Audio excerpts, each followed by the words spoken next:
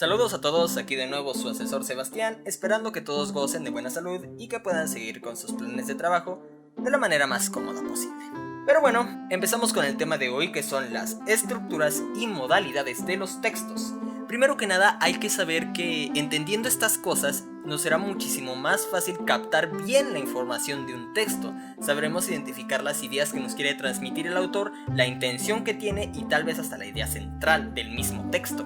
Esto nos ahorra mucho tiempo en leer todo el texto, tal vez hasta para darnos cuenta que ni siquiera era el texto que estábamos buscando. Y para esto podríamos empezar diciendo que cualquier texto podría ser dividido en 3 partes.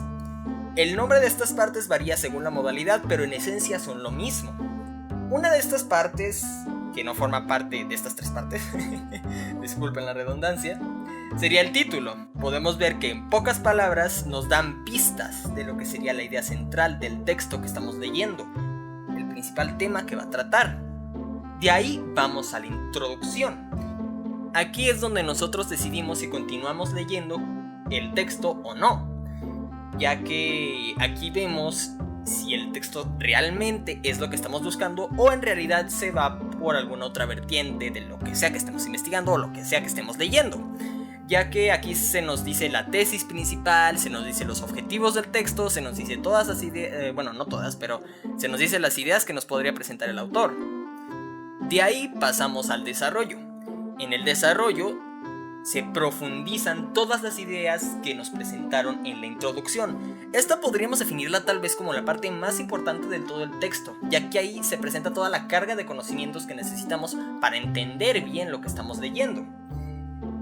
Y de ahí nos vamos directamente a la conclusión, que nos presenta un resumen de todo lo que se habló y tal vez algunas ideas finales que podría tener el autor. Con esto aclarado, podríamos hablar un poco de los tipos o modalidades de texto. Conociendo la modalidad o tipo de un texto, podemos comenzar a deducir las ideas que nos quiere transmitir el autor, ya que si comprendemos que un texto es tal vez argumentativo, no lo vamos a tomar como una simple descripción, sino que también como algo que contiene las ideas de un autor. Para esto podríamos decir que hay un montón de modalidades de textos, pero los más importantes pueden quedar en 3. El narrativo, que podría ser con el que todos estamos identificados, son las historias, son esos cuentos que tal vez nos contaban de pequeños, las películas que son producciones basadas en un texto, que es un guión, y el guión es un texto narrativo. El texto narrativo igual tiene su introducción, desarrollo y conclusión, pero con sus respectivas variantes. En la introducción de una historia se nos presenta a los personajes, se nos presenta su rol en la historia, se nos presenta su personalidad incluso, para después pasar al desarrollo, donde vemos el problema principal de la historia y cuál es la responsabilidad o cuál es el papel de cada uno de los personajes, para después pasar a la conclusión, donde vemos la resolución de ese problema y puede que incluso tenga un final tal vez trágico, puede que sea un final alegre, etc., dependiendo de la historia que estemos presenciando, que estemos leyendo. También tenemos el texto descriptivo. El texto descriptivo es eso, simplemente la presentación de algunos hechos que nos pueden interesar. Puede ser, por ejemplo, algún artículo científico que presente este tipo de avances. Puede ser un artículo tecnológico que nos presente las novedades de la tecnología, evidentemente, entre otras cosas.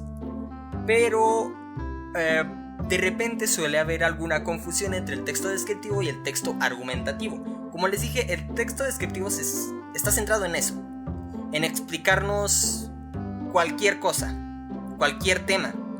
Mientras que el argumentativo no solo se centra en la explicación de este tema, sino que trae consigo la opinión o la postura que tiene el autor ante este tema.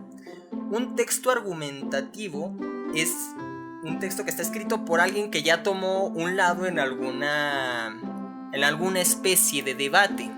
Ahí ya presenciamos evidentemente las defensas o distintos argumentos que tiene la persona para defender la postura que tiene en el texto. Y bueno, esto sería todo lo que yo les tendría que explicar sobre el tema del día de hoy. Espero que les haya servido.